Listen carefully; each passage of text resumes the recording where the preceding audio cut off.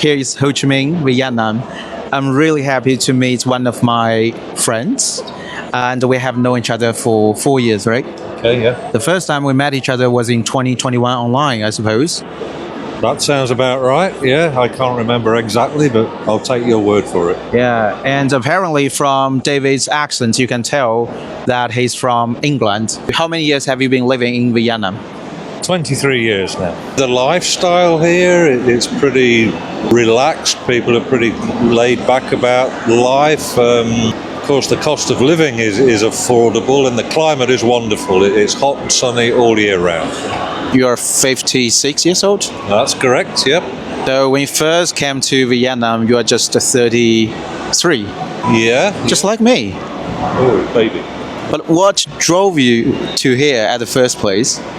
A former colleague of mine, I used to work with this guy in Europe as a teacher, and he travelled out to Southeast Asia, and we kept in contact, and he told me how much he loved it here, and after a while he managed to persuade me to come to Vietnam. I wasn't very keen to begin with, but once I got here I realised how much I was enjoying life here, so here I am.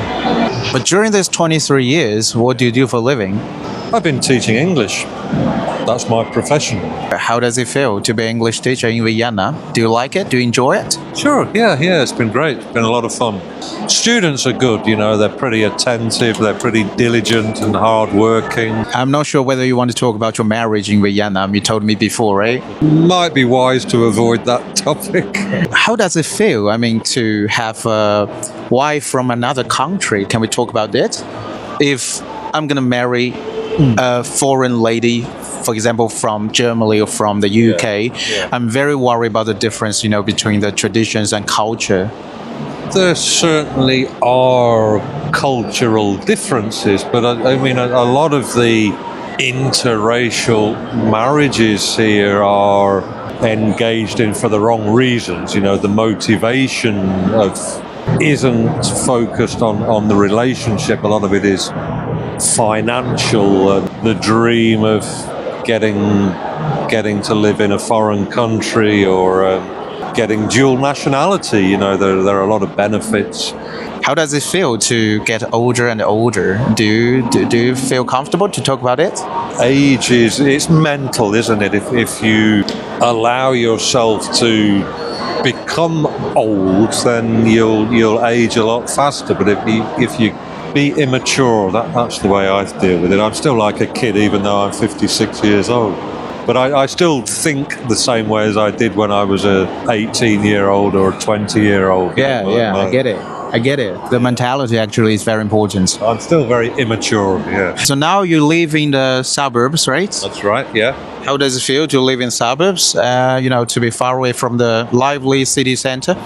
I'm perfectly happy. I'm not a city person. I was born and raised in a countryside town in England, but I love the peace of living in this sort of rural environment. It's a lot calmer, there's no hustle and bustle, there's not a lot of traffic, occasionally a bit of karaoke, which seems to be the Vietnamese national pastime. That can be a little bit annoying sometimes. The reason why you moved to such a peaceful suburb is because you raised several dogs, you told me before.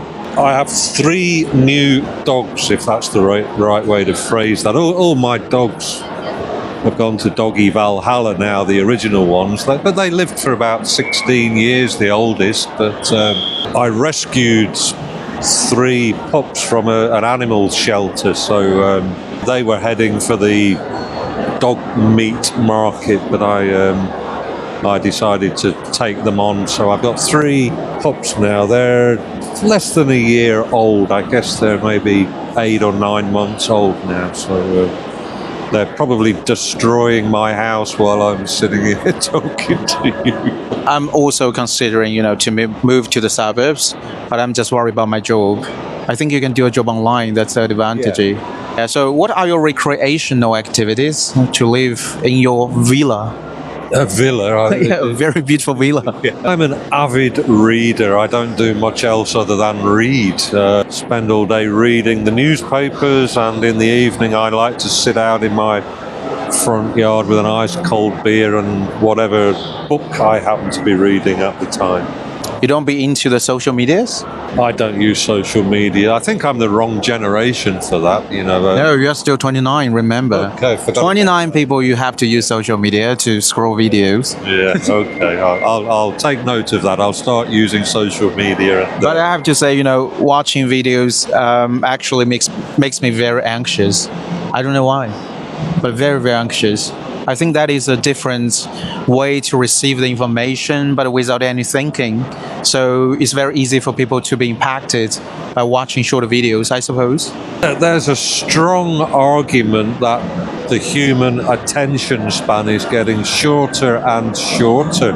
In fact, I read an article a couple of days ago about schools having to adapt their lessons and their curriculums to accommodate people who can't pay attention for more than 10 minutes or something. I don't know how they're going to manage that, but there's a book on the market called Stolen Attention or something like that, and some psychologist has written an entire book based on the fact that people are losing the ability to focus. Stolen focus, I think that's the name.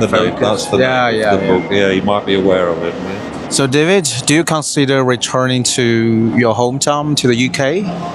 No. No? No, definitely not. Why?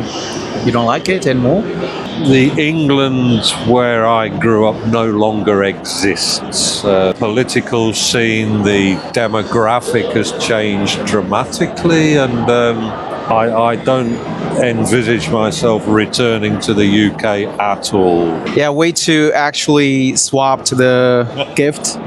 And David gave me a book. It's a very old book. It's been sitting on my bookshelf for... How many years? I brought it with me from the UK, so I've owned it for over 20 years. Oh my God. If you check the date somewhere in the front cover, it'll tell you when the book was published or when it was printed. Do you have any suggestions for people who are learning English? Read and read as much as you can. Read things that you're familiar with. My advice to a lot of students is read travel guides to your own country. That, you know, they're very rich in vocabulary and expressions that you'll find very useful. Think about the things around you, where you live, describing your town, your city in English. You know, things that you don't really think about. Read reviews, you know, book reviews, film reviews, restaurant, food reviews, those kind of things. This suggestion is very fresh because a lot of native speakers would like to emphasize the importance of speaking, never reading. I think reading is crucial. Absolutely. Reading, it enriches your vocabulary and also your knowledge base. You know, the more you read, the more you learn. So really, thank you. Thank you, David, for this interview.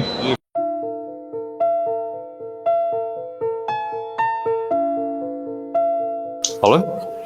Hello, Hi, how are you? I'm good. How are you? Yeah, okay, thank you. My name is Zlando. Zlando, okay. For you, this name sounds very weird, right?